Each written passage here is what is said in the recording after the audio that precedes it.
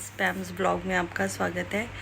मैं काफ़ी टाइम के बाद ब्लॉग बना रही हूँ। आई थिंक मेरा लास्ट ब्लॉग था 24 को और 25 को मैंने वो अपलोड किया था।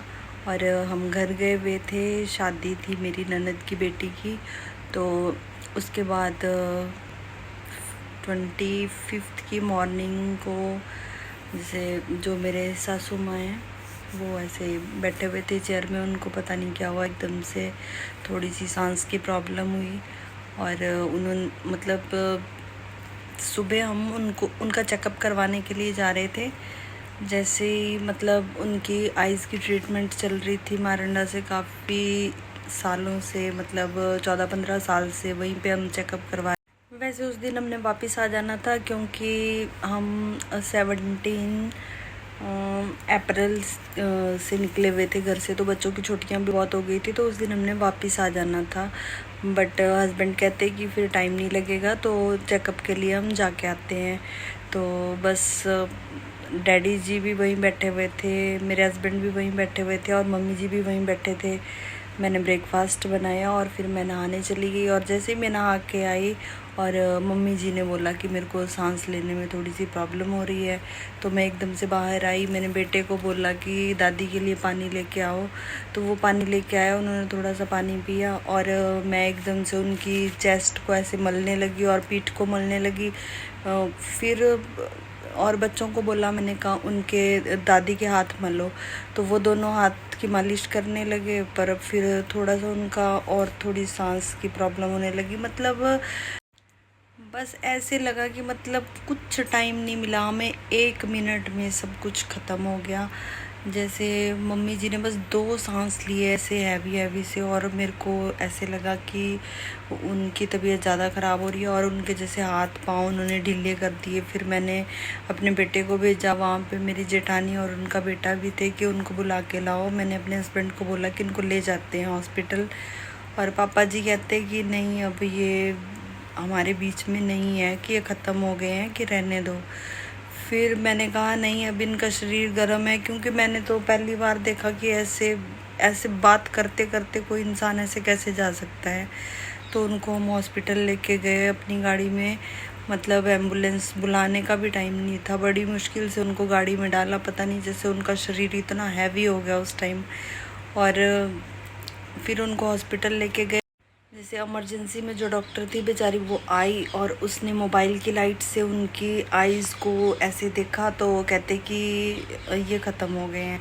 तो मैंने कहा नहीं, इनका शरीर गर्म है, प्लीज़ आप कुछ करो, ऑक्सीजन लगाओ, देखो। तो वो बोलते कि चलो ठीक है, आपकी तसल्ली के लिए हम मतलब ईसीजी कर देते हैं। और उन्होंने ईसीजी किया और वो बिल्कुल प्लेन लाइन आई, उसमें कुछ भी नहीं था। तो मम्मी जी हमें छोड़ के चले गए थे। फिर हमें उस टाइम तो ऐसे लगा कि बस पता नहीं, मतलब 2 मिनट पहले कोई इंसान, मतलब मैं बहुत शौक में थी कि 2 मिनट पहले तक जो इंसान बिल्कुल आपसे ठीक से बात कर रहा है और मतलब हंस भी रहा है, बात भी कर रहा है और जाने के लिए बिल्कुल तैयार थे हम, और एकदम से पता चलता है कि वो हमारे बीच में नहीं है। तो मतलब लाइफ इतनी अनसर्टेन है, कुछ भी प्रिडिक्ट नहीं किया जा सकता इसके बारे में। तो ऐसे लगता है कि जो टाइम निकल जाता है वही ठीक है। और फिर जैसे पहले हम शादी के फंक्शन में इतनी खुशियाँ मना रहे थे, फिर घर में एकदम से मातम वाला माहौल हो गया। बस फिर जैसे मेरी मदर इन लॉ की डेथ के बाद हम तीसरे दिन गए थे ब्यास। जैसे कुछ लोग हरिद्वार जाते हैं अस्थियाँ विसर्जन करने के लिए, हम जाते हैं ब्यास।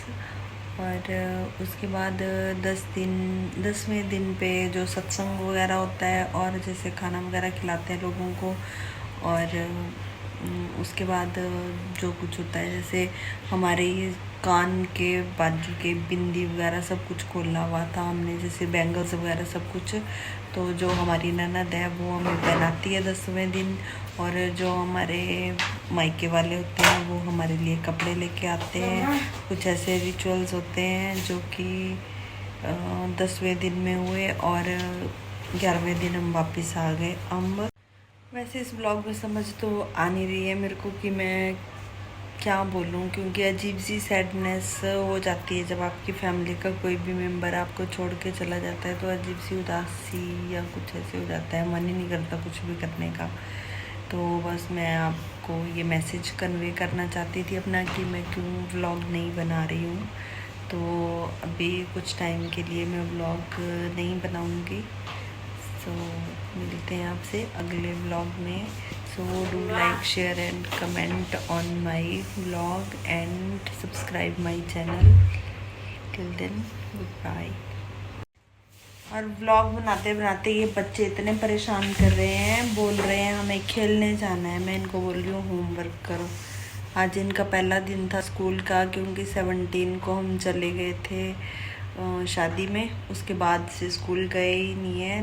और अब बिठा रही हूँ मैं इनको पढ़ने के लिए। और जो भी व्लॉग मैंने पहले डाले वो मैंने देखे नहीं है, तो वो मैं अब देखूँगी टीवी पे। बड़ी स्क्रीन पे देखने का मज़ा ही कुछ और है, तो अभी मैं वो देखूँगी।